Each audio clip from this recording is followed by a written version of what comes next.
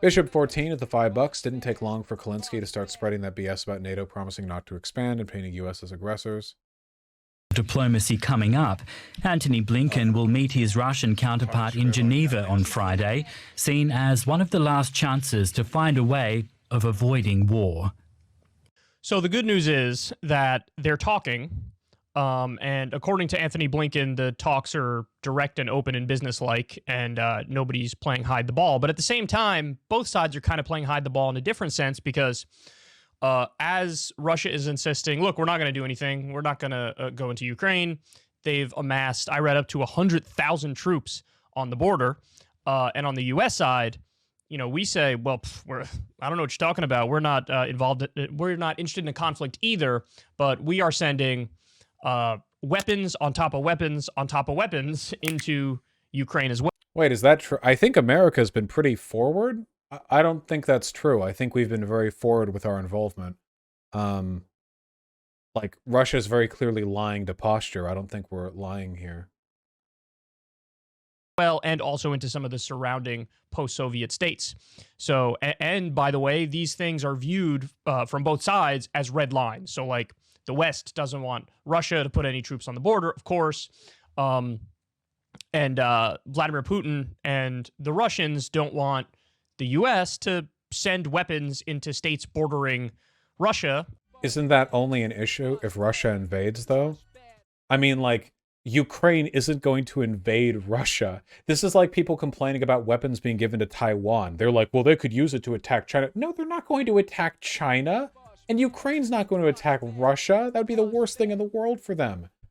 Ukraine's a non-nuclear power. They're going to invade a militarily superior nuclear power, the largest country on Earth, during the winter? No.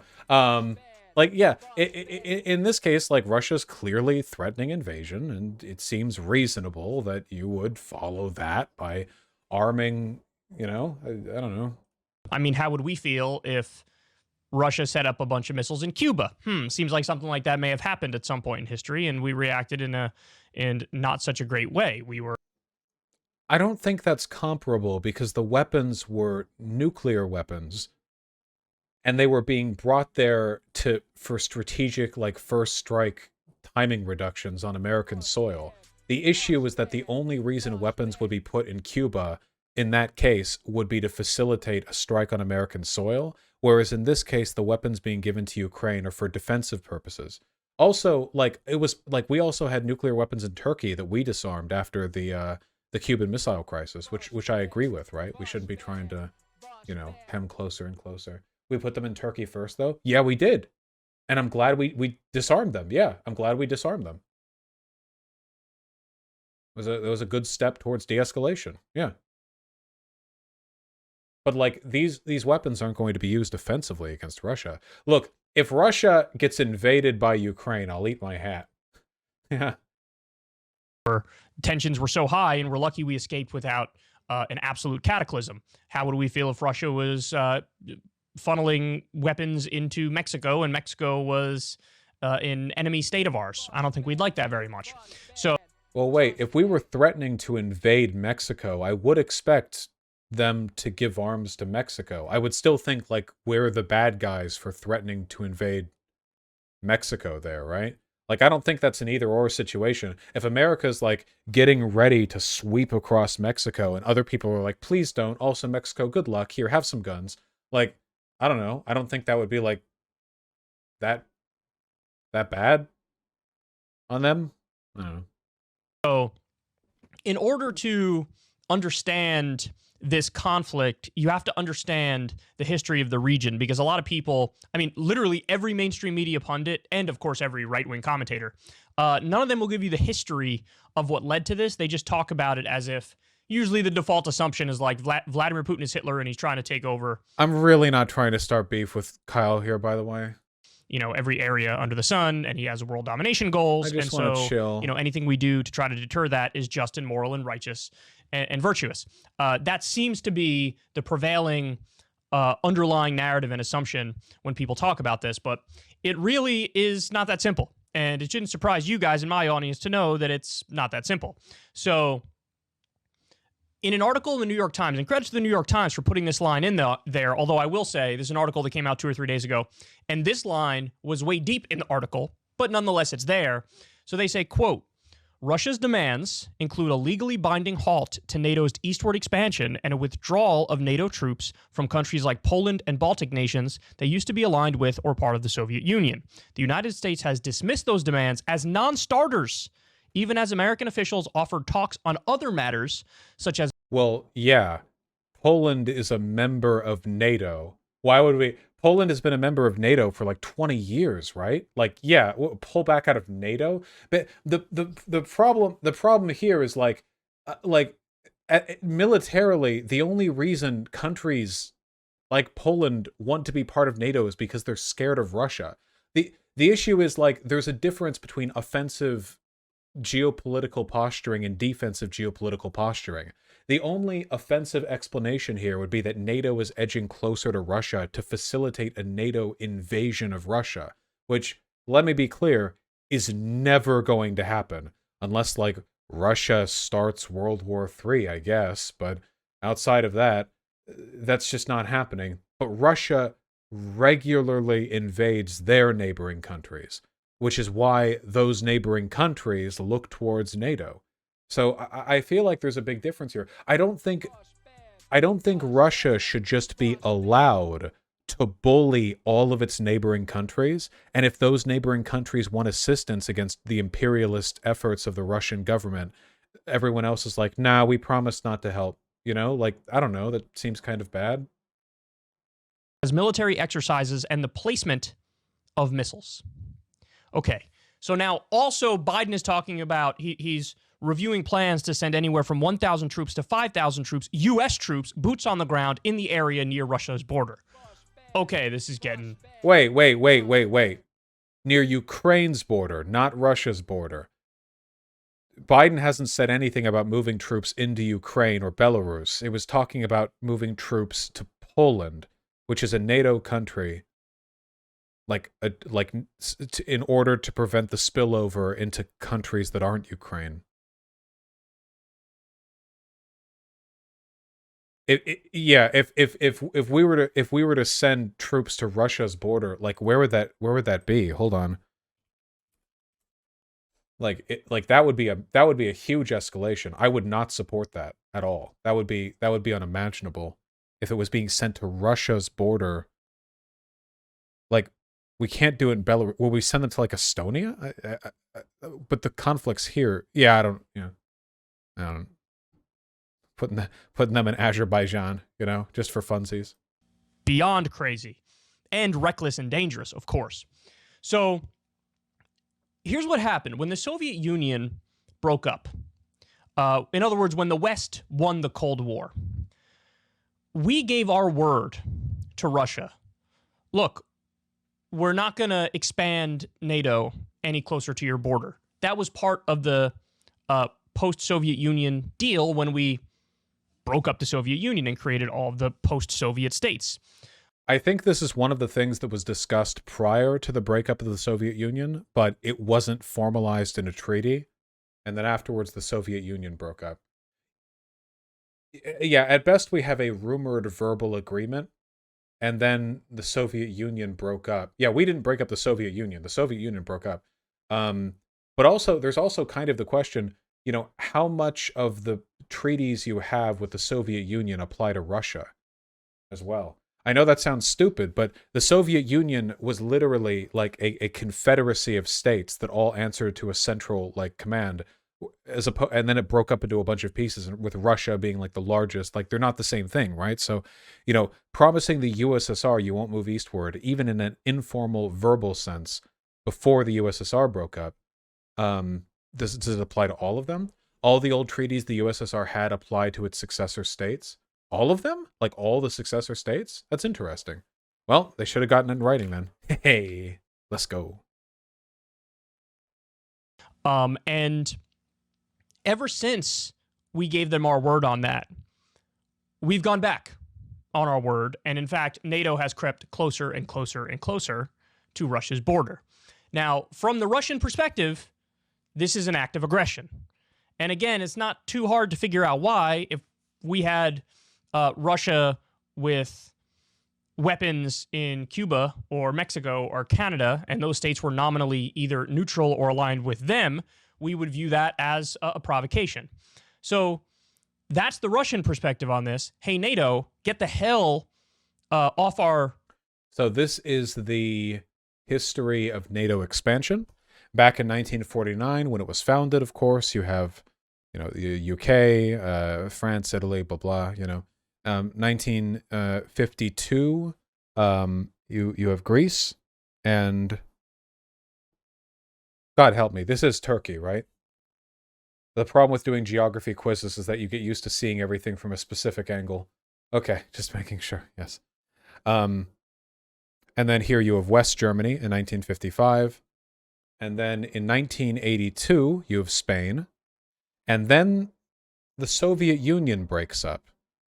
And in 1990, you have East Germany being added. But I'm pretty sure they agreed to that. I'm pretty sure back when the USSR broke up, there were provisions put in place about NATO moving into East Germany when Russia was still pulling its troops away from East Germany. But I'm pretty sure that there was like a formal acknowledgement of NATO moving to East Germany, which already would have been movement eastward.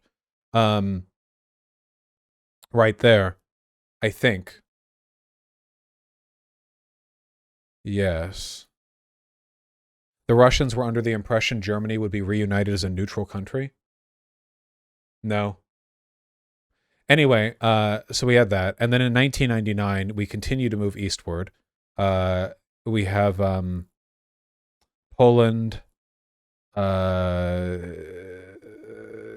This is the Czech Republic or Austria? This is Austria, right?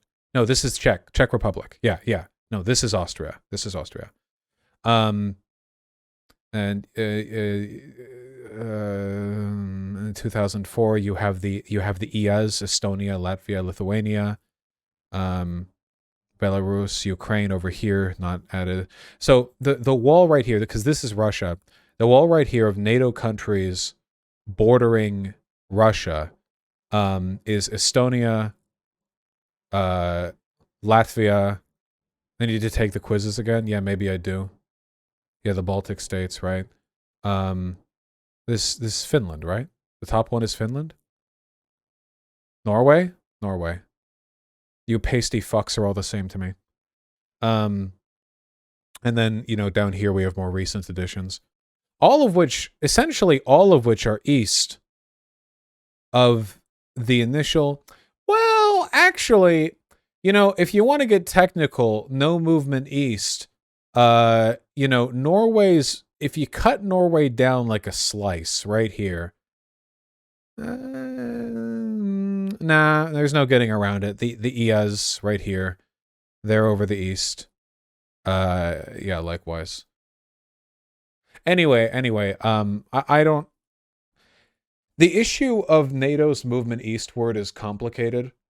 I think this is going to sound very chauvinist of me, but I think the main problem is that Russia just needs to stop.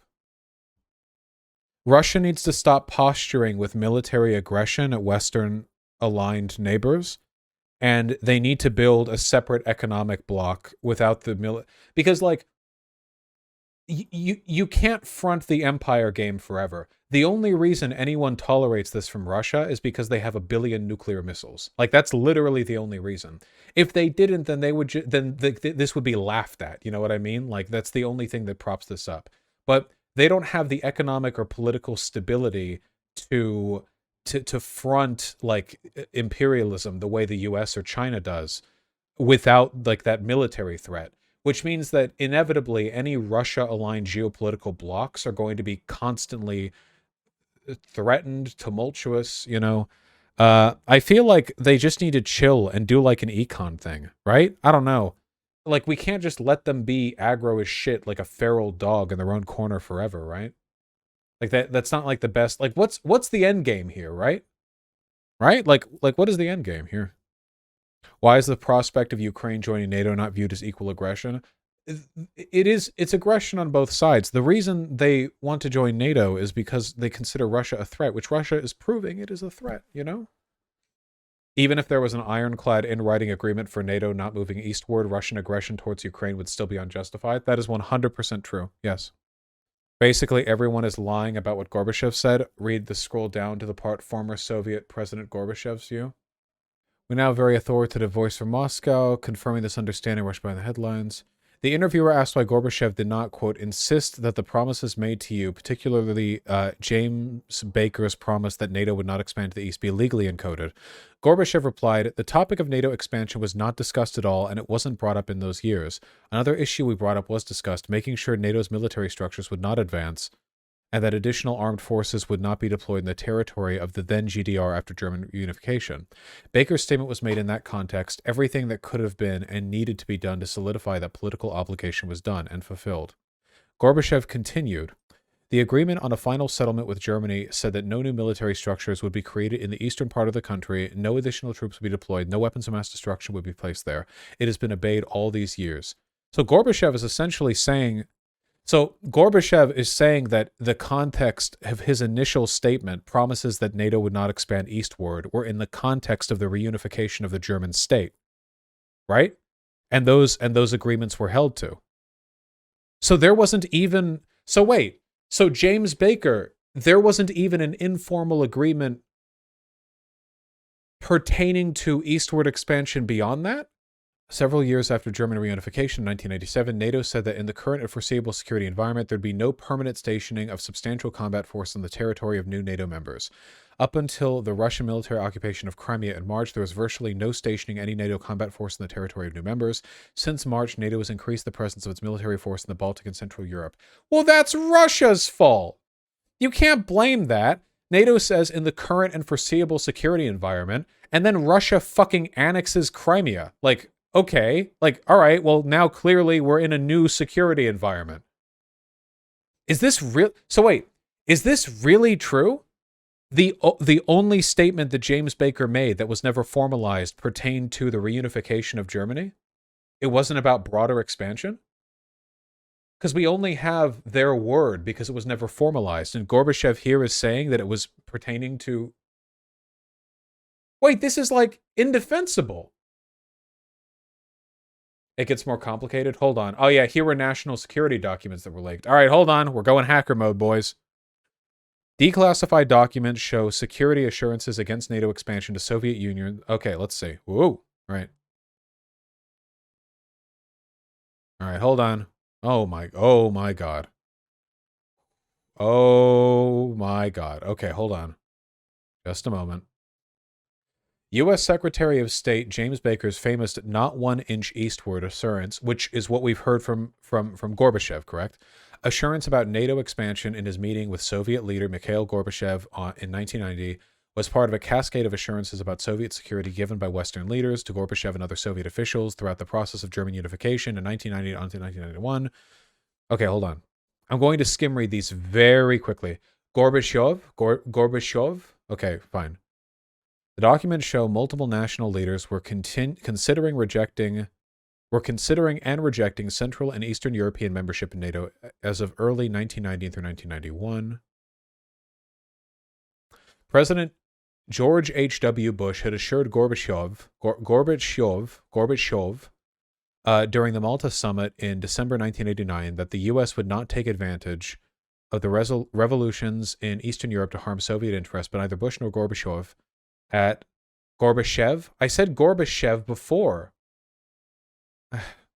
At that point, expected so soon the collapse of East Germany or the speed of German reunification. The first concrete assurances by Western leaders on NATO began on January 31st when West German Foreign Minister Hans Dietrich Genscher opened the bidding with a major public speech. The change in Eastern Europe and German unification process must not lead to an impairment of Soviet security interests. Therefore, said this person, NATO should rule out an expansion of its territory towards the east, moving it closer to the Soviet borders. But there were no Soviet borders soon.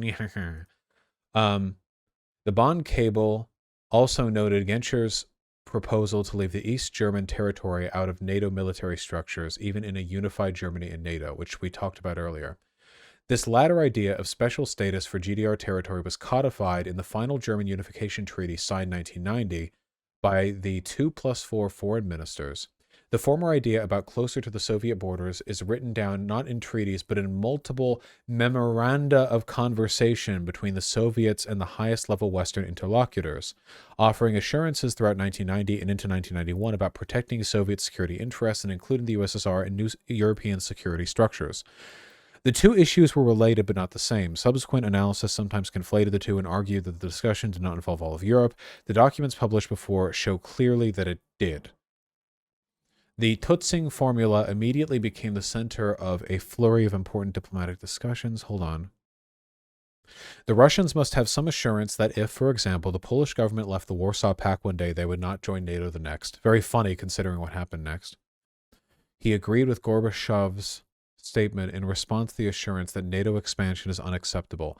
Baker assured Gorbachev that, quote, neither the president nor I intend to extract any unilateral advantages from the processes that are taking place, and that the Americans understood that, quote, not only for the Soviet Union but for other European countries as well, it is important to have guarantees that if the United States keeps its presence in Germany within the framework of NATO, not an inch of NATO's present military jurisdiction will spread in an eastern direction.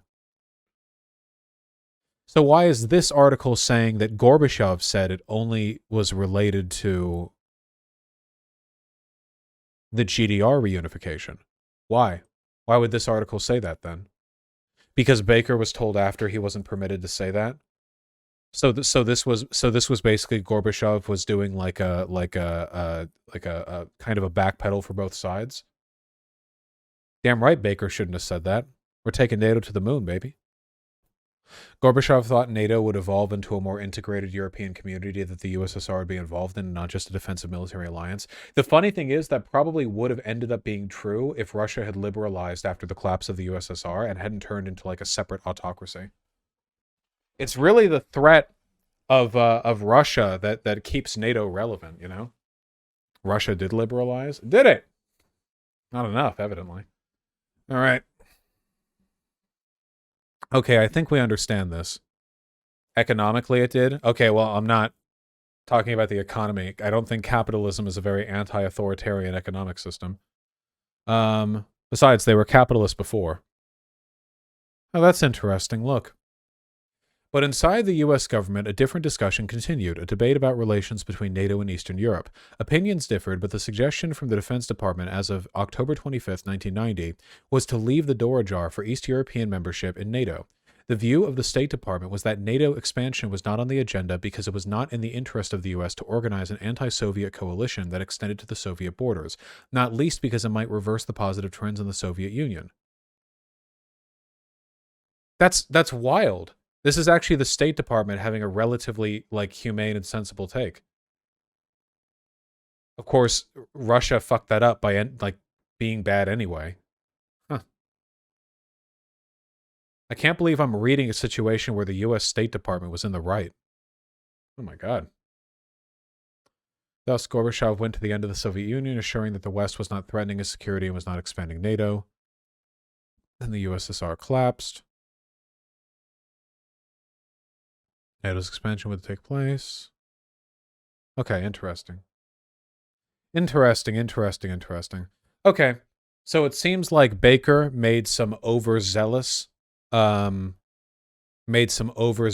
informal promises. Nothing was ever committed directly, and the State Department didn't have an intention of expanding NATO at the time, at least not to Russia's borders anyway.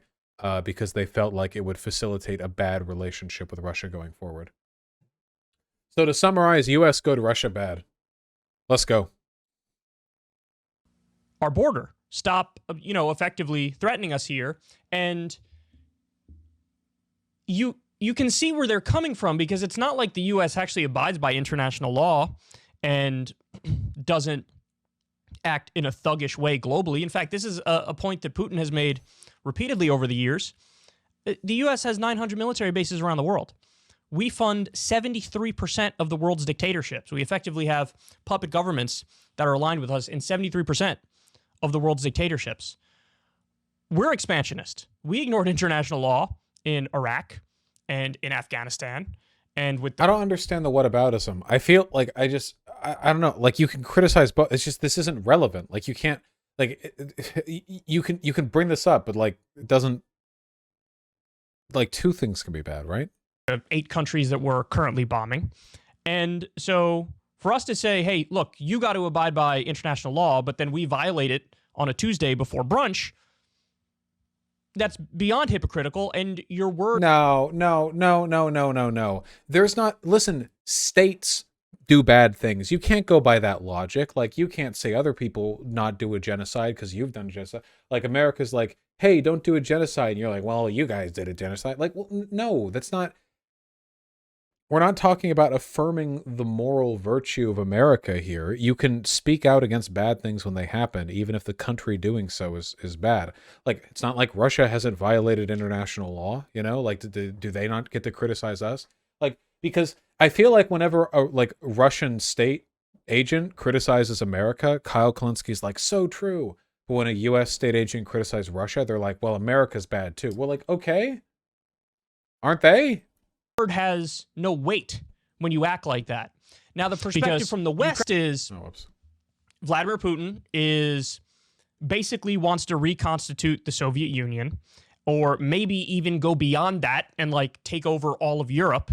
And, you know, you would see there are people deranged enough to make Hitler analogies and comparisons. Like, you know, that's really his ultimate goal, is to take over all of Europe, perhaps all of the world. I think that's really hyperbolic. I would agree. I haven't heard anyone say that. I think the idea that he wants to reestablish the Warsaw Pact by like directly or indirectly controlling neighboring countries is pretty true, though. But now we're stuck here in a standoff. Now, in his heart of hearts, does Vladimir Putin probably want to reconstitute the Soviet Union? I think that's probably true. Oh, yeah. But I also think it's true that he understands that that's not politically viable or feasible, given the strength and power of NATO, and you can't do that without World War III. However, we saw a similar thing happen when Russia invaded Georgia. I think that was under George W. Bush. Georgia, not U.S.'s Georgia, Georgia the country. And of course, we saw with Crimea in, I believe it was 2014 under Barack Obama. And what happened is Vladimir Putin went into Crimea and effectively said, well, this is ours now. And it is true, this is a part that's, you know, kind of buried in Western media. It is true that the area that he took over, regardless of what you think of what he did there, the area that he took over is basically ethnically Russian. Oh, no. And then when you ask the people in the area that they took over, something like over 70% of them said they would prefer to be with Russia, because Ukraine, like a lot of the post-Soviet states, are kind of fake states. And there's all these disparate factionalized regions that don't have a sort of national unity. And what we're talking about now... Right, this is literally like Russian propaganda. They're like fake countries. They want to be with Russia anyway. No, you can't justify invading and annexing territory. No, you can't do that. Also, Ukraine has been around for a decent while. Yeah, it was around in the USSR. Like, if you're going to go by the whole, well, the people here want to live under this country anyway, then, like, you could do what Putin does, and you could just, like, churn out, like, disinfo propaganda factories to, like, manufacture the consent of areas, like, you know, terrify dissenting populations into silence, and just, like, no, yeah, no. With the part of Ukraine that Vladimir Putin looks poised to take over, it's a similar situation. And in the case of Crimea, he did it because the Russians needed to have access. This is literally Russian propaganda. First of all, it's funny that he would reject any comparisons to Hitler when he's saying that like a nation has the right to annex territory because they have the same ethnicity as the people there, because that's literally what Germany did with the Sudetenland and with Austria, and how they justified a lot of their incursions, you know? And additionally, in East Ukraine, like, Russia has been engaging in like a long-standing program of destabilization by funding rebel and paramilitary groups. So you can't listen. If every country, like, you can't. If you did this with America, man, you realize, like, if America wanted to, we could probably have like Mexico wanting to be part of America pretty easily, right? If we were willing to set aside a bunch of money to funding like paramilitary groups to destabilize parts of Mexico, and then like offer to help them. You know, like there are so many things that we could do, and it's like, oh well, they like us more than the Mexican government. The Mexican government's unpopular. Yoink, and then you annex the territory. Like you can't do that. That's not good. You know, you can't yoink. You can't justify invasions and annexation through arguments of shared ethnicity, or through arguments of like popular appeal, especially when one of the countries involved is literally funding secessionist groups, you know? It just, yeah. And needed access to a critical port that was there that, they view it as, well, if Ukraine aligns with the West and you have like American warships in this port that's right here by our doorstep, that is beyond an act of aggression. That's, almost close to an act of war. It has us boxed in totally and completely. And they fear. Wait. That's not an act of, wait. Fear that those close access and needed access to a critical port that sort of national unity. And what we're talking about now with the part of Ukraine that Vladimir Putin looks poised to take over, it's a similar situation. And in the case of Crimea, he did it because the Russians needed access to a critical port that was there that, they view it as, well, if Ukraine aligns with the West and you have like American warships in this port that's right here by our doorstep, that is beyond an act of aggression. That's, almost close to an act of war. Wait. Hold on. First of all, Ukraine wasn't in NATO. Second of all, that's Ukraine's territory. It's not an act of war to have a military base next to you when that's the country that it is of. It's a sovereign nation. Also, I don't think there'd be American warships in there. Does America necessarily like staff all NATO bases?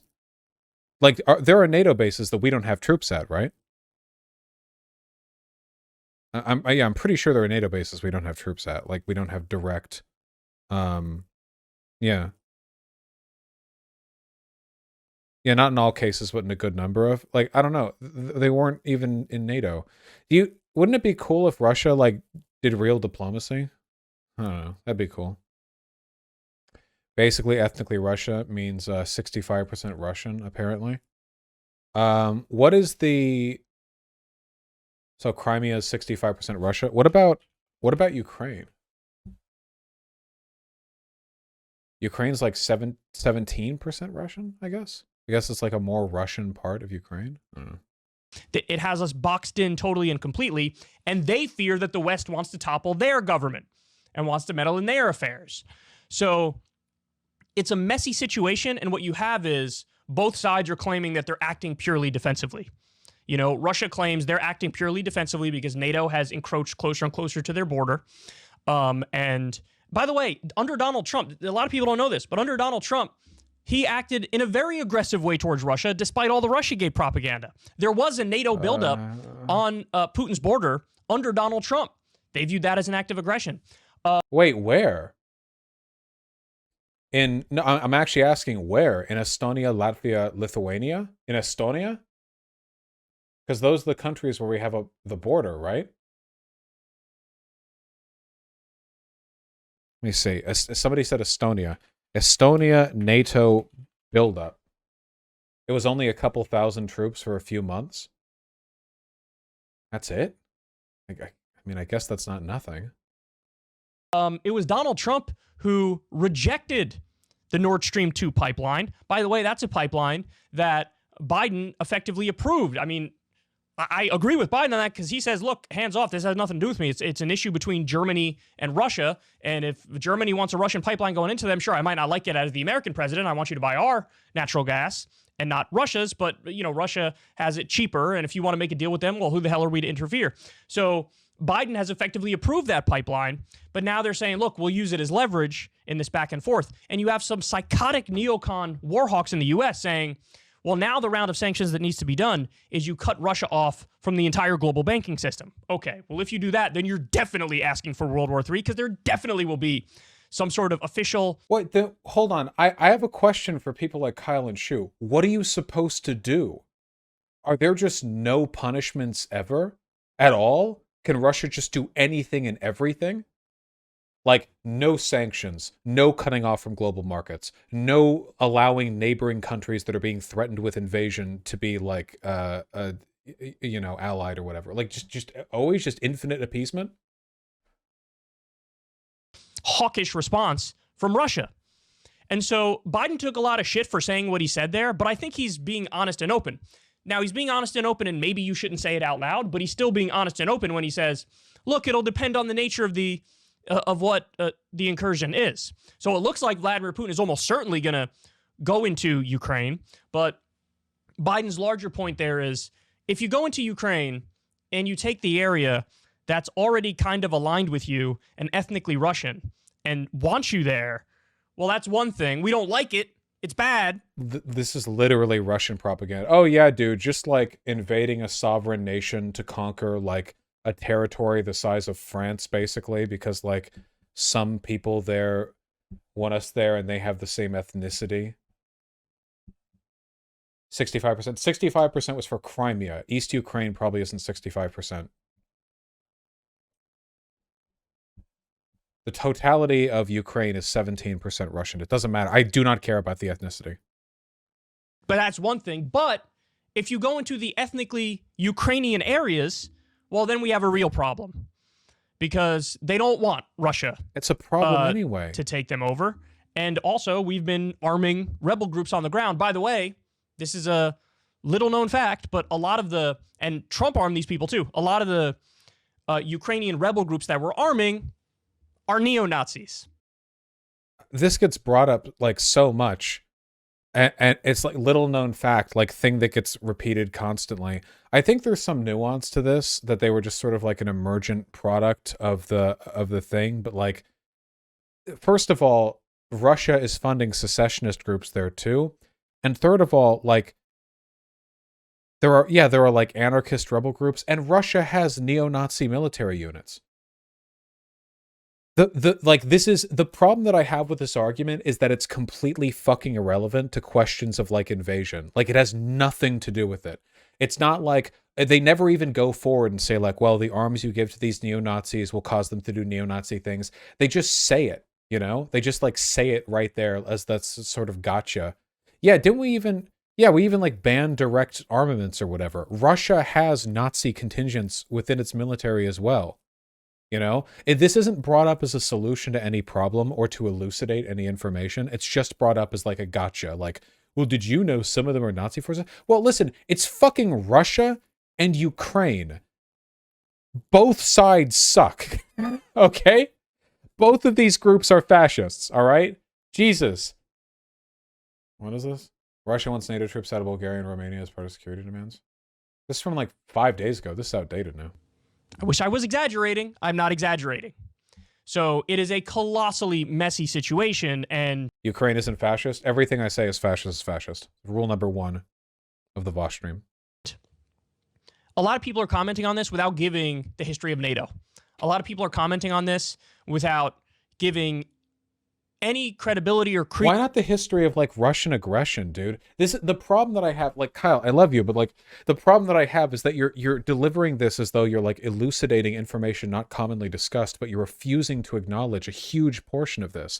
There's like a huge portion of information that like meaningfully factors into this that you don't bring up. You bring up the stuff that's like anti-US State Department, which great, okay, but there are other bad things, and one of them is Russia. You have to bring that up as well. Credence to what Russia's perspective is. So I'm trying my best here to give both sides of the argument so you see where both of them are coming from. But the fact of the matter is, we can't afford this sort of hawkishness and rising of tensions. We can't afford it. It's the nuclear age. If there's some sort of miscommunication or one person steps out of line and goes too far, there can be absolutely devastating consequences. I mean, it's already a devastating situation, but it can get a hell of a lot worse. So I hope that cooler heads prevail. Then maybe Russia should stop.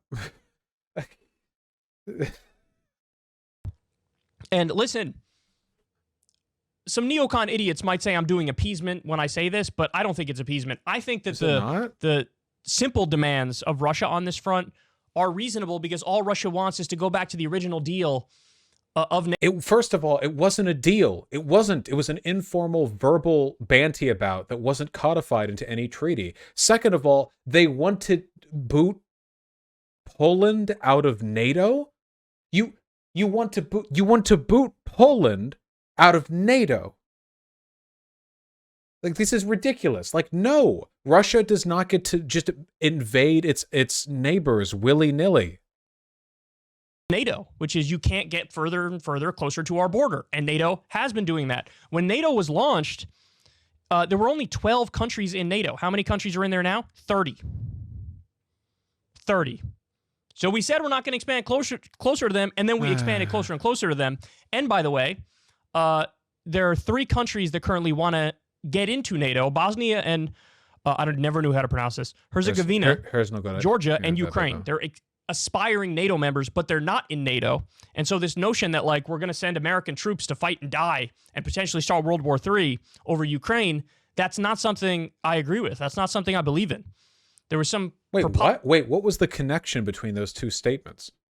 One of them was these 3 countries want to join NATO, and then the next one was, so I'm not going to agree with people sending U.S. troops to... Wait, what was that? Wait, here's the issue. The reason these countries want to be a part of NATO is because they are scared of Russia. It's a shared military pact. That's the country they're concerned about. It's Russia. There's not some other country Ukraine is worried about. Like, that's what they're worried about. And if they're so concerned about Russia invading them, maybe the issue here is with Russia. This is appeasement, because if you can't sanction, you can't have any consequences, you can't do anything, you can't even have these countries join a military defensive pact, if you can't have any of these things, then yes, Russia just gets to do what it wants.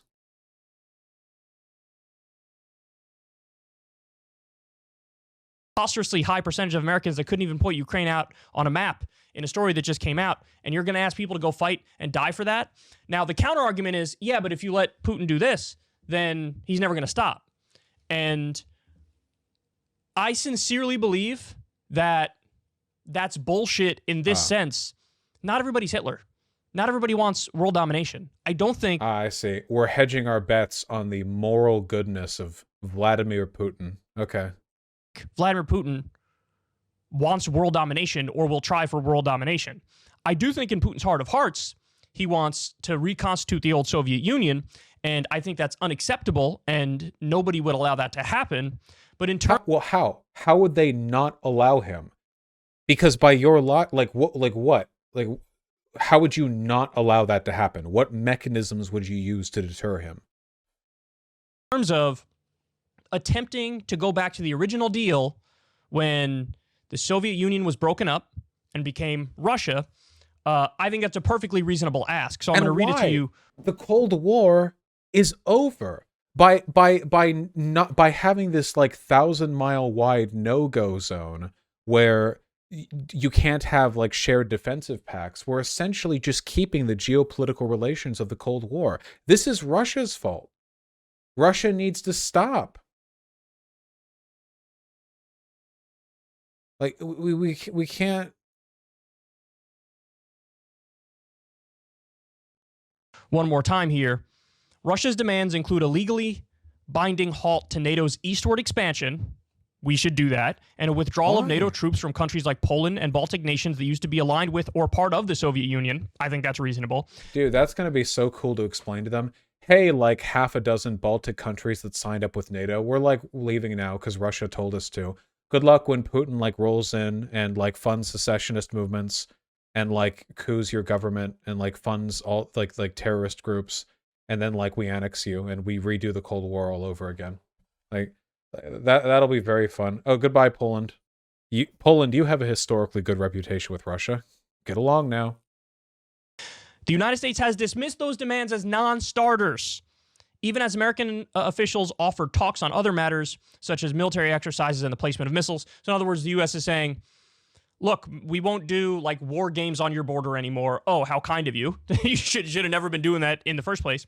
And we're not going to have like missiles pointed at you from very close to you. Okay, well, again, that's a tiny concession. It's a good concession, but it's a tiny concession because that never should have been the case in the first place. If Russia had missiles in Cuba pointed at us, we'd be like, well, that's basically an act of war, and now we're on red alert, and we're about to assemble the forces to deploy. So I think that what they're asking for is legitimate and fair.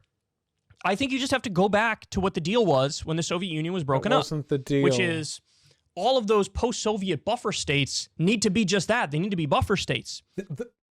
The war ended, Kyle. Why would we need buffer states if Russia was just a regular country? Why do we need buffer states? And you know what buffer states are? Chum, to be sacrificed to sharks. That's what buffer states are. There are hundreds of millions of people between Germany and Russia. Hundreds of millions. You're just going to give all of that to Russia for no reason. Just give up decades of NATO expansion. People who joined NATO because they were fearful of invasion. You're just like, well, sorry. Russia's being a big old meanie and they want to don't worry guys, it's only, what's the combined population of all these countries? Hold on. All right, guys, it's time for us to do the Putin roulette. Where will he invade next? Okay. So if we can't move, all right. So we can't. So no NATO eastward. Okay. So obviously Estonia, Latvia, Lithuania, Poland, all these countries. All right. The buffer states established. What he's talking about right here is a little chunk of land called this whole region, right here. This whole everything. That's Ukraine, Belarus, there are hundreds of millions of people there. Why do we have to build the Iron Curtain again? Because because an autocrat who singly controls Russia wants to have buffer states. This isn't even a matter of national security. NATO is not going to invade Russia. Anyone who believes that's going to happen is absolutely fucking delusional. Yeah, he's talking about giving Russia literally everything they want and getting nothing in return other than an empty promise that they won't keep invading countries, which we then won't have the ability to do sanctions on them on, because that's also imperialism. I just don't know what Kyle wants. I don't know I don't, oh God. I don't know what this. They need Austria, Austria-like neutrality. That's it. I think that's all that Russia wants. And what? I think you just have to go back to what the deal was when the Soviet Union was broken up, which is all of those post-Soviet buffer states need to be just that. They need to be buffer states. They need Austria-like neutrality. That's it. I think that's all that Russia wants. And Vladimir Putin, are there some ethnically Russian areas that he would effectively annex and try to make a part of Russia again? Yeah, and we know because he's already done that. Oh, just a little invasion, just a little fucky-wucky. Is that bad? Yes. Okay. Is that something to start World War III over? Absolutely not. Absolutely not. Because I think this mindset. How is this not appeasement? This is just appeasement. This is literally just appeasement. There's nothing but this assumption that he obviously has expansionist goals, and any deal with him is like Neville Chamberlain's deal with Hitler. I simply don't buy that. And generally speaking, the only people who buy that are people who don't have a historical understanding of the region. Oh my God. Kyle, don't pretend.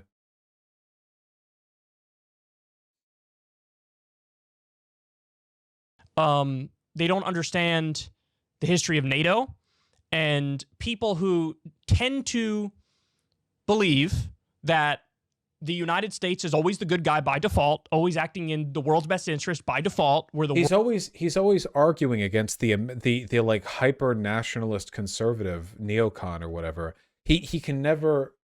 He only has arguments prepared for people whose only position is that America can never be wrong. World police and the official baddie nations are just a different breed, and they mean ill for everybody. That's my sense of it, is the people who don't think these are reasonable asks and don't want to comply with these asks are American exceptionalists, and they've... You have to be an American exceptionalist to think it's wrong to just unilaterally reject NATO membership from half a dozen countries and leave hundreds of millions of people as like a pan-European buffer zone that Russia can gobble up with no threat from us. That you need to be an American exceptionalist to feel that way. Well, I guess Ukraine and Poland are also American exceptionalists, and also all of Europe. Yeah, all of Europe wants Russia to stop. Like, literally all of it. Like, the whole of Europe wants Russia to stop. This isn't like an America thing. It's NATO, and NATO encompasses a good bit of Europe. And there are countries not in NATO that are even more terrified of Russia, like Ukraine. Drunk the Kool-Aid of the propaganda that all the baddie nations are... If it wasn't for us keeping them in line, they would lead the world to chaos and devastation. It's also not the US. It's NATO. The NATO Defensive Pact encompasses the interests of Europe more than it does America. America doesn't need to be a part of NATO. Any country that invades America will get America'd. NATO is for Europe, predominantly, where the Iron Curtain fell. That was the reason that it's there. This isn't like an America thing. And dictatorship and totalitarianism, and they're the main problem, basically. I simply don't buy that. I think that's a childish argument. So look, I tried my best to give both sides of the story here. You can... What? Both sides of the story. Also, you're an American exceptionalist unless you're willing to cede to all of Russia's demands and give up like half a dozen countries to NATO to leave as a buffer state. And we can't engage in any kind of punitive measures against Russia because that would be American exceptionalism. And also, like, I think Putin won't like be super bad. Like, if you think that he's bad, it's because you're not educated. Determine whether or not my breakdown is fair. You can determine what you think would ease this situation. But I really think the best thing that we could do is go back to the original deal when the Soviet Union was broken up, go take NATO back to where it was in, 1995, and just keep it there. And have the buffer states, be neutral, and leave it at that. That's not what buffer states are. Buffer states don't stay neutral, Kyle. Buffer states get eaten. That's the point of buffer states. Now, if in that situation, in other words, if we give into and agree to the reasonable asks of Russia, this is unbelievable. Kyle, I'm challenging you right now. Did you just get your info on this from the Gray Zone? You need to stop getting your info from the Gray Zone, okay? This is ridiculous, all right? I feel like you get all of your foreign policy info from RT. Okay, you need to stop, please. I want to talk to you about this, please. This is ridiculous. Well, then we'll take it from there. And you know what? Hey, maybe I'm wrong. Maybe when we do that, if we do that, then Russia tries not only to take over ethnically Russian areas, which is one thing, but also goes further and actually tries to reconstitute the old. Okay. Assuming this batshit premise that it's okay to annex territories because of shared bloodlines, what happens if they go overboard and start annexing territories with people that don't have the same bloodlines? What now? Soviet Union by force. Well, in that instance, the second that, he gets to a NATO country, all bets are off, and then you do have World War III. And in that instance, that wouldn't be the fault of America. That wouldn't be the fault of the West. That would be the fault of Vladimir Putin. But you're asking we take NATO status away from countries east of Germany. So you're basically saying he gets like 40 countries before reaching a NATO country. You're taking NATO status away from these countries if you cede to Russian demands. So it's like, well, if they reach a NATO country, then we have an issue. But the NATO countries would be drawn west of the Iron Curtain. Because he would have goals that are too expansionist for peace. This is all too expansionist for peace. So invading and conquering non-NATO nations aren't too expansionist for peace? None of this is for peace. What? So Putin is expanding for peace when he's annexing territories where there's a shared bloodline and no NATO membership? Jesus Christ. And if that's the case, that would be my commentary. But as of right now, that's not the case. And the asks, I think, are perfectly reasonable. And unfortunately, I don't think the West is gonna honor these asks, which are fair. Honor these. Oh my fucking god, dude! I know you're not, but like with the way you talk, like you might as well be a paid asset of the Russian state. Jesus, it's such a propagandistic way of framing the info, Kyle. It's not just the conclusion that you draw. The way you present information is propagandistic. You're selectively presenting bits and pieces, narratively framing things, making arguments for them. You're repeating Russian propaganda arguments. I'm not repeating American propaganda arguments when I say Russia shouldn't invade neighboring countries. Or if I am, that's a very common argument that also got borrowed by by American propagandists, you know. I feel like that's a very straightforward one. And I think he's going to go into Ukraine, but I think he's largely going to go into just the ethnically Russian areas of Ukraine. Oh, dude, no, this is disgusting. This is apologia. You can't say, hey, he's not Hitler, and then make the annexation arguments. Which, it's not a good thing that he's going to do that, but he's going to do that.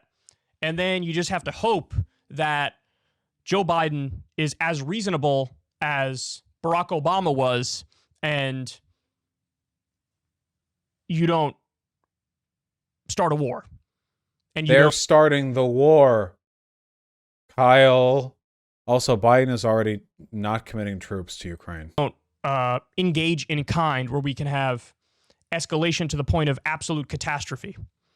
Because in the nuclear age, you can't have two nuclear armed powers in a hot war. Because it's too dangerous. And we're all at risk if we do that. So you just have to hope that, because I do think since the West is not going to agree to the reasonable asks of like go back to original NATO and stop expanding towards. He talks like such a propagandist, man. Okay, hold on. What was Hasan's take? We're getting it all in one. Oh, cool. 24 minutes. God damn it.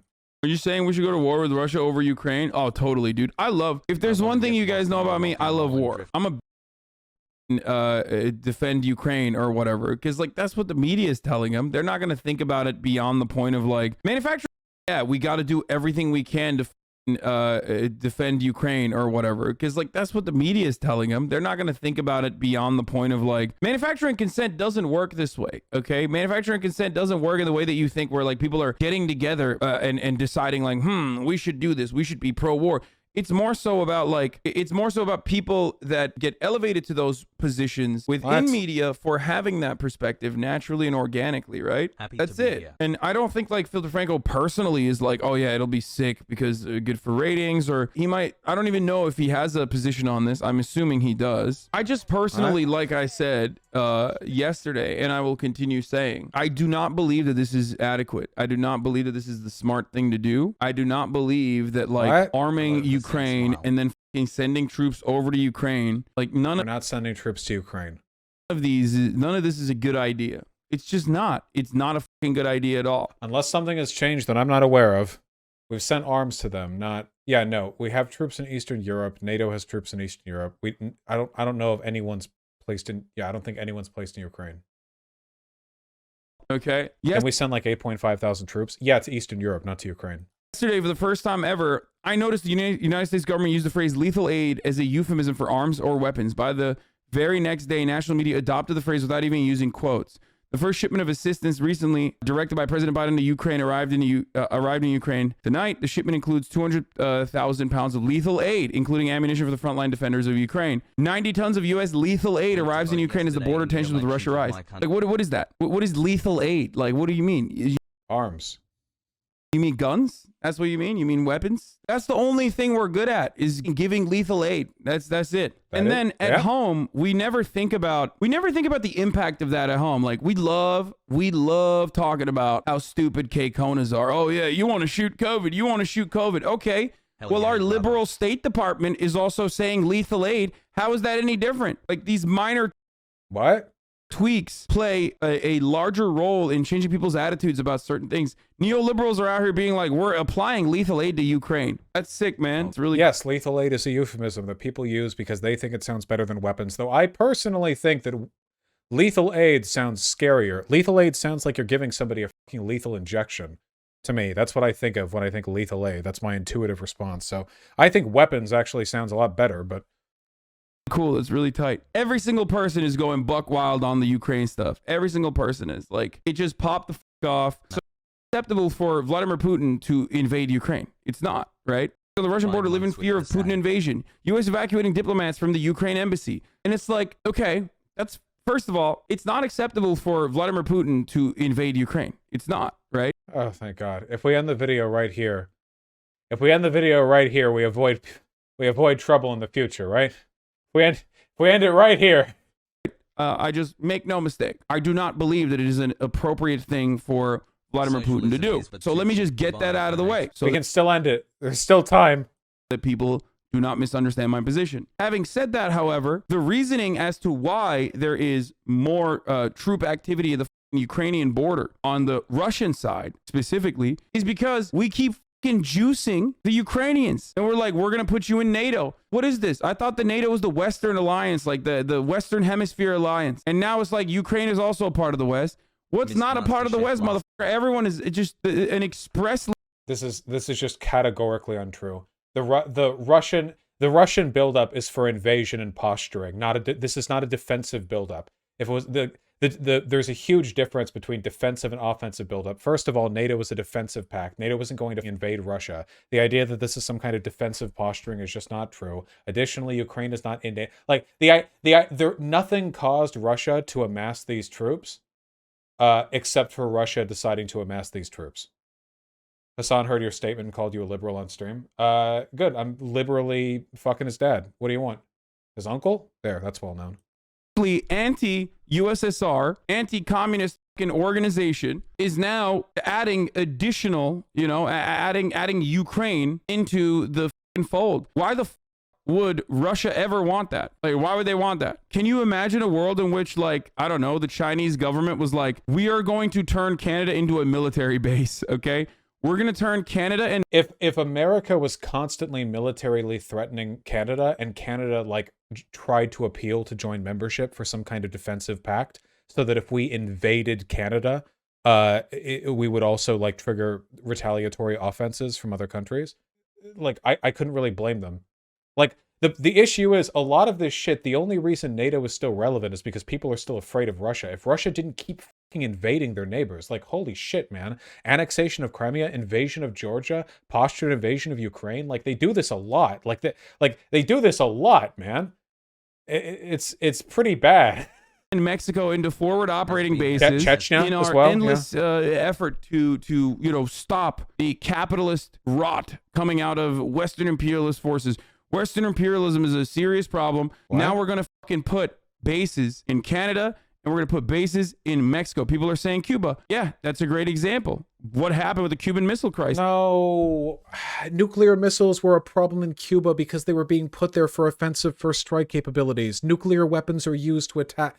No, Ukraine joining NATO is not going to turn Ukraine into an offensive front for Russia. Russia's a nuclear power. If there was any war with Russia, it would end in the world would end with it. There's a difference. There's a difference between those things. In truth, honestly, like, Cuba having nukes in it probably didn't mean that much. At that point, I'm pretty sure, like, both countries had enough dead man switches that even if Cuba could reach DC faster than we could reach Moscow, like, with nukes, I don't think it would have made much of a difference. Like, but like, the nukes are put there for offensive capabilities. There's no such thing as a defensive nuke. Well, I guess there is such a thing as a defensive nuke, but that's not relevant right now.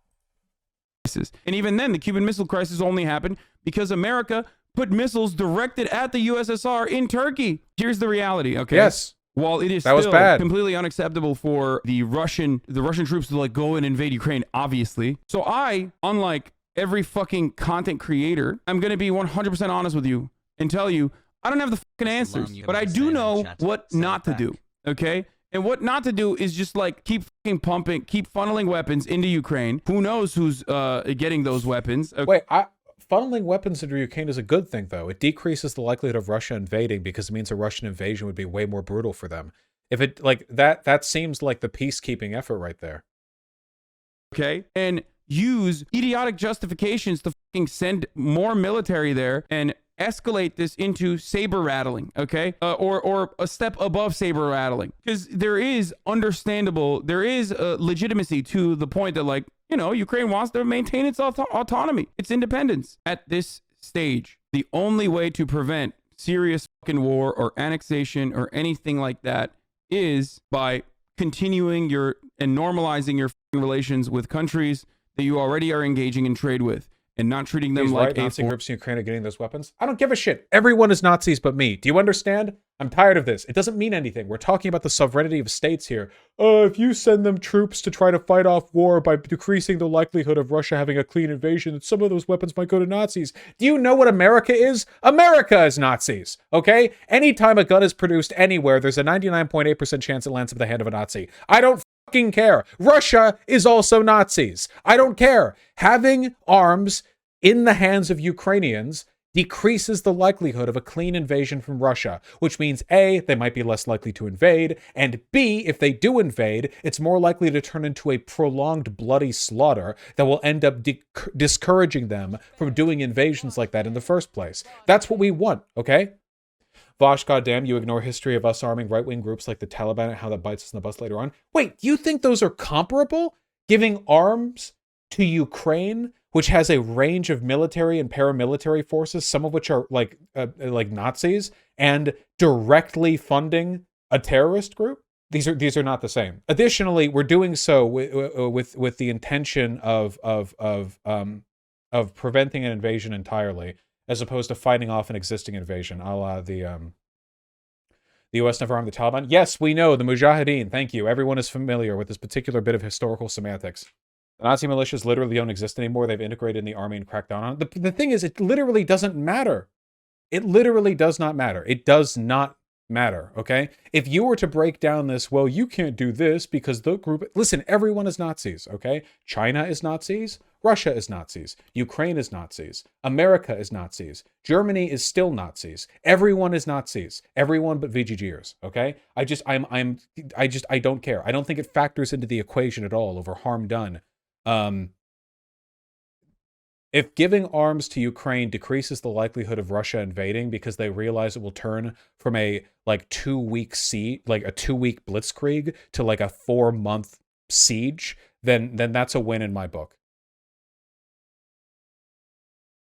Or an adversary, okay? And Ukraine's ISIS is already there. It's just fucking Nazi paramilitaries that they're giving money to and that they're giving guns to. For the record, for people being like, this is going to make a Ukrainian ISIS, it's there already. Literally. Wait, what is this? What's that headline? Jacobin, CIA breeding Nazi terror in Ukraine. CIA has been secretly training anti-Russian groups in Ukraine since 2015. Everything we know points to the likelihood that includes neo-Nazis. Yeah, it seems like a CIA thing. Guns to. For the record, for people being like, this is going to make a Ukrainian ISIS, it's there already. I literally agree. I don't think that's the same as ISIS, though. ISIS was distinct because they were a terrorist group that wanted to build a caliphate. It's not the same as like every insurgent, whatever. Your worst take on Ukraine, I agree with 99% of the time, but Christ, defending an ally from the aggression of an imperial wannabe fascist is good. First of all, we are the imperialist wannabe fascist as well. The ultimate whataboutism, man. We know... We're not even talking about U.S. troops in Ukraine. We're talking about NATO ally shit. Like dude, everything is fascist, okay? Like, it's... Russia is, for the record. And our business, like, here's how I think, okay? I don't think Russia should invade Ukraine, obviously. But us having a say in that conversation is insane. And motherfuckers will... Why? How? What? Why? It's funny, somebody so triggered by the thought of destiny is like reverting to hypocrisy arguments. Like, this is a house tier argument. You call out annexation of countries and invasion, but you yourself have the country where invasion is happening. Also, we're not talking about America making statements. We're talking about people in America making statements. Why can't America, like, we can't, like, but the funny thing is here, like, in most instances, the United States failing to condemn another country doing a bad thing would be seen by Hasan as like a moral mark against it. You guys realize that, right? Like, if some horrible shit was happening abroad and the US refused to condemn it, they'd be like, look at the tyrannical US, won't even condemn this shit. And then, like, they do and condemn it, and it's like, wow, you're one to talk? Well, what the fuck? I don't care about the US's moral credibility going into this. I don't think the invasion should happen.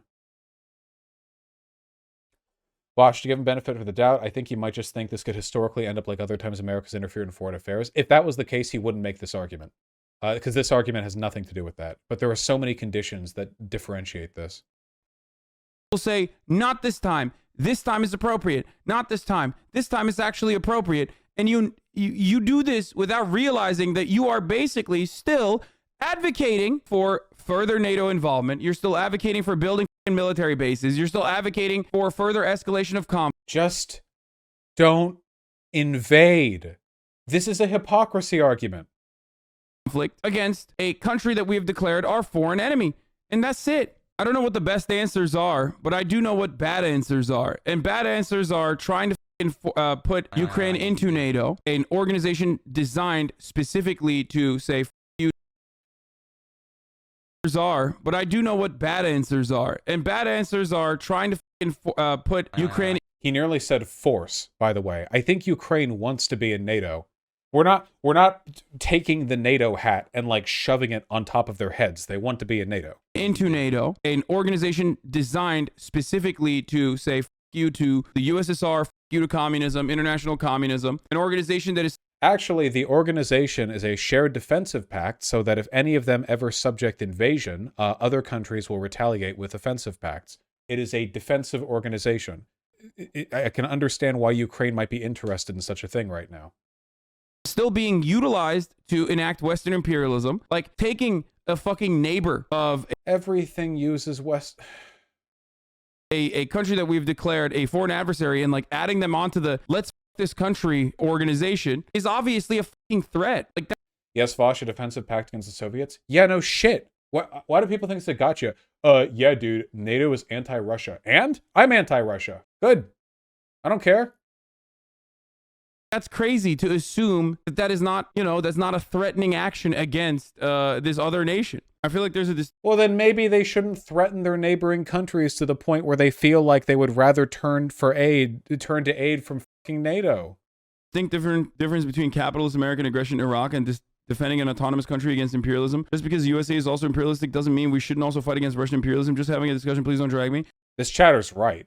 I don't think the US should put troops in Ukraine for fairly evident reasons, but I'm not dragging you, but we are utilizing the situation in Ukraine, which is an honorable and just situation from the Ukrainian perspective, to continue doing additional Western imperialism, to keep beefing up the ranks of NATO, to keep increasing. No, that's what Ukraine wants. You can't say that America is taking advantage of the noble Ukrainian cause when Ukraine wants the weapons and wants NATO membership.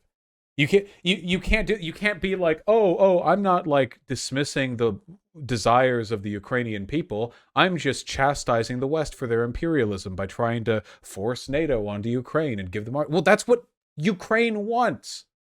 The legitimacy of NATO, which is a organization designed with the express purpose of defeating communism all around the world, okay, and defeating Russia. Well, not Russia, the USSR, which has been defeated. They succeeded. Okay, every single time I get involved in foreign policy takes, it turns into something that is like significantly just awful. Everyone always has a deep understanding of racism or whatever. They're like very progressive on every other issue. But when it comes to anti-imperialist takes, you aren't giving the anti-imperialist takes, man. That's why. Why are there so many lefties who are progressive and then on foreign policy issues they just crumple? You're not anti-imperialist when you're saying, like, yeah, dude, like, whatever, just let Russia invade Ukraine. That's not the anti-imperialist take. You can't pretend to sympathize with the struggle of Ukrainians when you are saying that the things that they want to defend themselves are actually just some cynical power ploy from the West. You can't do both those things. Hasan's not saying let them invade Ukraine. What are you talking about? So what Hasan is doing right now is like a very classic bad faith argument where he says there are essentially two positions that you can hold, a for and an against. And he's not saying he's in favor of one or the other, but he's only bad mouthing one of them, right? So he's doing this by saying like oh, he sympathizes with the struggle of Ukrainian people. You know, obviously Putin should invade, blah blah blah. But then like he's also rejecting as Western imperialism any mechanism to prevent the Russian invasion from happening, which is like then he's essentially saying, yeah, fuck him. Like you like moral condemnation is not sufficient when we're talking about nations being invaded here. I'm perfect if he wants to say like, hey, there could be long-term downstream consequences of you know, of us funding these groups, you know, instability in the region won't be addressed by a short-term defensive pact, like etc. I think you can make that argument, but he's not. When it comes to like having an approach where like America should be less involved. Hold on. By the way, Vaush, about Nazis, here's a pic of Dmitry Utkin, head of the Wagner Group, Russia's main mercenary group to help establish the two Eastern Ukrainian republics in 14 to 15 lol. Okay. Well, here's the master race, folks. Head of the Russia's main mercenary group that helped establish the two Eastern Ukrainian republics. Damn, who are the real Nazis, huh? God, he even has the skull shape of a Nazi. Maybe they were right about some things, but they had the opposite people under the scope. In world affairs like this, like we are not the fucking world police. It's like everyone starts yelling at me because you get all your news from fucking NBC and you can't stop. The Ukrainian officials. This is another classic thing. Oh, you disagree with me? Well, all your news is from the U.S. State Department. Liberal, liberal, liberal. Even stating that the West is overstating its Russian buildup at the border. So the other problem is also this. There is obviously legitimate fears, especially on the Eastern Front, right? From Ukrainian families that live there. They do not want a fucking Crimea situation. They do not want the Russian military to like go across the border and like start murking fools, okay? That is a legitimate fear that people have. But by and large, Ukraine's NSC Secretary Danilov tells BBC he does not expect an imminent invasion and doesn't share the panic which he connects to geopolitical and domestic processes in the West. The buildup of Russian troops at the Ukrainian border isn't as rapid as some claim. The entire purpose of this conversation that we're seeing on BBC, because the UK also came out and revealed more information about this earlier today, is so that we get everyone whipped up into a frenzy and actually escalate to a point where there is actual fire, actual war. The thing that is this is such a misinformed understanding of how this works. The reason the news are covering this is because it gets them clicks. That's it. It's for ratings. It's literally like mounting war between two fairly major countries, okay? That is the reason why. They're not doing it like the idea that like the media is mobilizing to get people to be pro like war would suggest that America is gunning to send troops to Ukraine, but America isn't, and NATO isn't. So why would the media be gunning people up for war when our leaders don't seem to be interested in directly intervening in Ukraine? The truth is that the media is motivated by a number of factors, first of which is just making money. The second of which is, of course, promoting Western hegemonic values, which in this case is bolstered by the fact of the third point, which is that there's something to be worried about. Yes, massing like 150,000 troops at the border of Ukraine, moving into Belarus, this is an expensive maneuver. Like, it's a big world event. Like, it's worth looking into.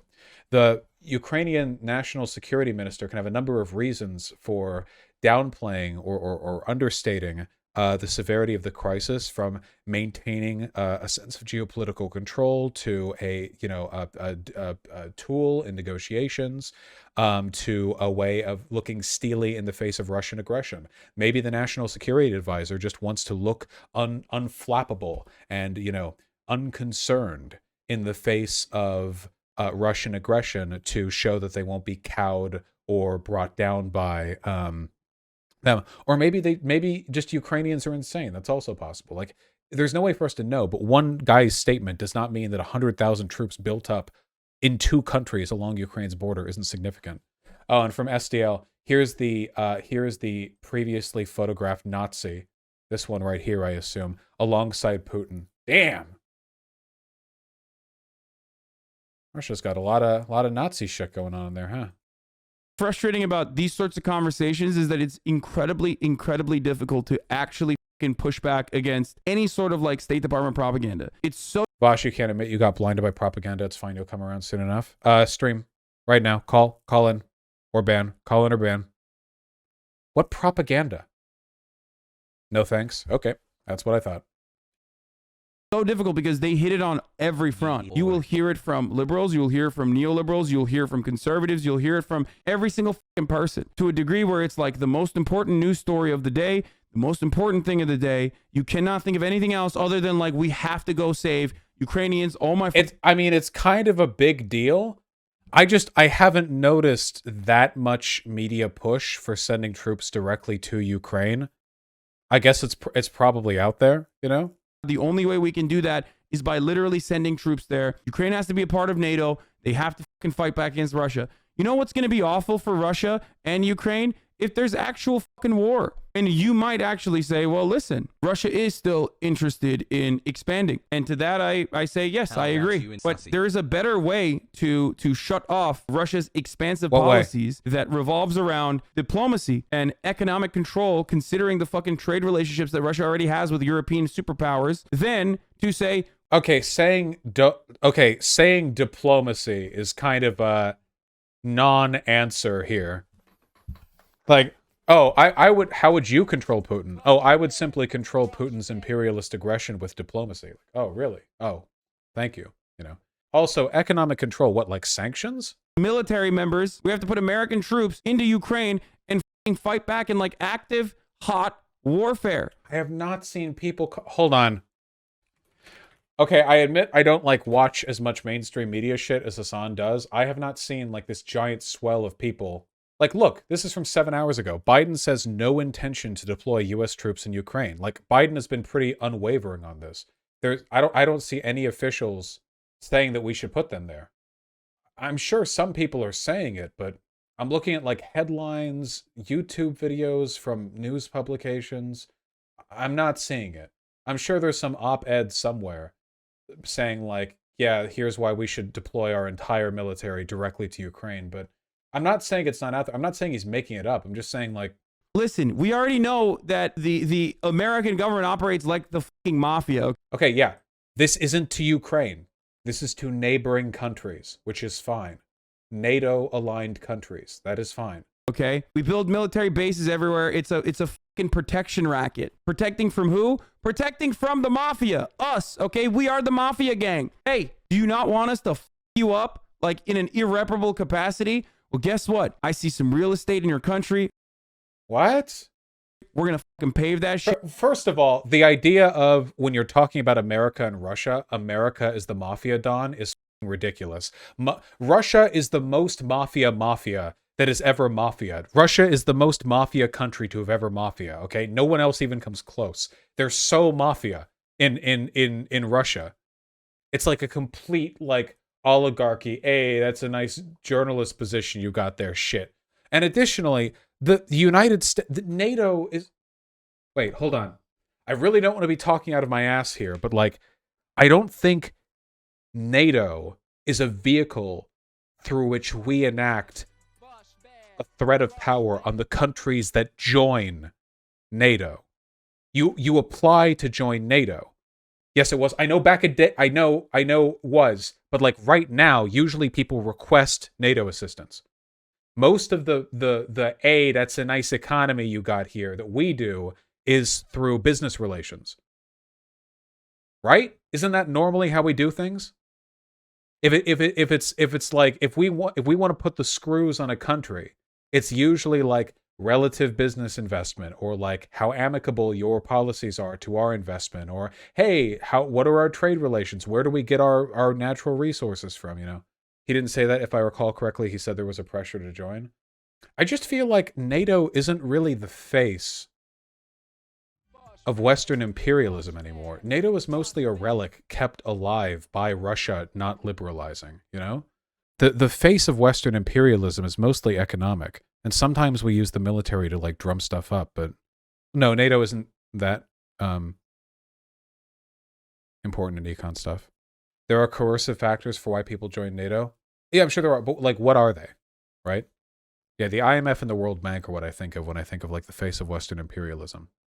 At the very least, like Ukraine wanting to be a part of NATO kind of breaks up this analogy, because Ukraine doesn't want to be a part of NATO because they're afraid of being invaded by NATO countries if they don't join NATO. Shit, and we're going to turn that over into a beautiful American military base, which we will then use to further enact our world police mission, okay, globally. And if you say no, we'll fucking kill you, okay? And NATO is just an extension of that. Just okay, I don't wait. We'll wait. The idea that we'll invade countries if they don't join NATO? Is there an example of this happening? When has this been done to a NATO country? Like we're threatening to invade? This isn't how military imperialism works. And yeah, NATO bases aren't American military bases. These countries usually want to be in NATO. He's probably going to cite Iraq or something. Yeah, Iraq, the NATO appointee, right? When we tried to force. No, this isn't how imperialism works. When was America like, hey, Ukraine, you better join NATO or we're going to bomb you? Like, what? Hey, Estonia, nice bridge. Like, what? No, but we have blockade for not joining. Okay, that's what I want to know about. We have blockade for not joining. Tell me about that. Grenada, I think. Was Grenada going to join NATO? Yeah, it's like Grenada seems like a bit off the beaten path on that one. Oh, gotcha, Ianid. I'll keep that in mind. I mean, it is in the North Atlantic, maybe. The problem I have is that I don't have like an extensive understanding of every single NATO join circumstance or whatever, but I feel like this narrative of join NATO or we'll kill you is very, very overly simplistic. My understanding is that like NATO reinforces American and Western hegemony because it forms like a strong defensive bloc that looks really good in a number of ways. And also countries that are in NATO tend to like being a part of it because America contributes a disproportionate amount of defense spending to the NATO powers, and our military bases in their countries tend to foster an additional layer to that defensive pact. But that's not so much about threatening them till they join us. That's more about them living under our blanket. Like, we're not going to like invade Germany if they do something we don't like. So, I don't know. Don't you see why Russia wouldn't want U.S. hegemony right in its border? Damn, that's crazy. Maybe Russia shouldn't be a crazy f***ing lunatic that keeps invading neighboring countries.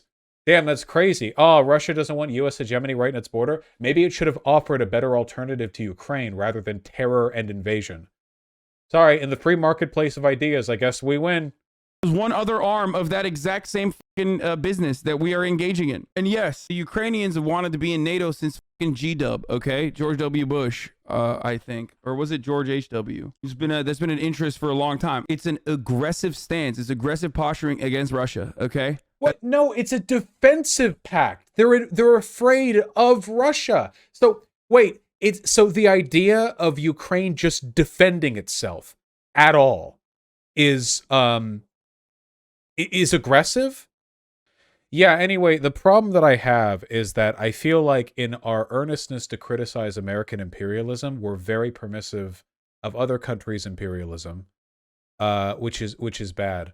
Yeah, I don't know. I think we should stop doing that. I guess I just take issue with this idea that like there's something like with everything Kyle said was wrong, basically, I think. But like in Hasan's case, you can't say you sympathize with the honorable cause of the Ukrainian people.